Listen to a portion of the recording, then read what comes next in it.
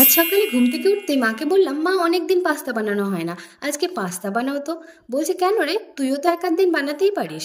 আমার কি ইচ্ছে করে না কেউ আমায় বানিয়ে খাওয়াবে? শেষে এত কথা শুনে পাস্তাটা সেদ্ধ করতে বসালাম। আর মা জানে আমায় যদি সবজি কাটতে দেওয়া হয় তাহলে ওই সকাল গড়িয়ে ঠিক দুপুর হয়ে যাবে।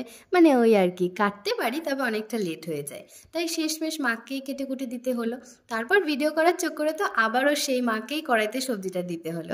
তাই আমি মাকে বলছি, আমাকে বললে লাভটা কি হলো, শেষে তো তোমারই হাত লাগাতে হলো।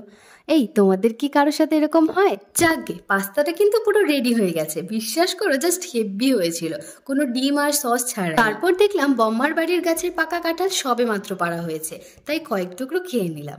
তারপর হঠাৎ করে পূজা আমায় মেসেজ করে বলছে, এই নেপালি বস্তি যাবি? তাহলে রেডি হ, আমি এক্ষুনি বাইক নিয়ে আসছি।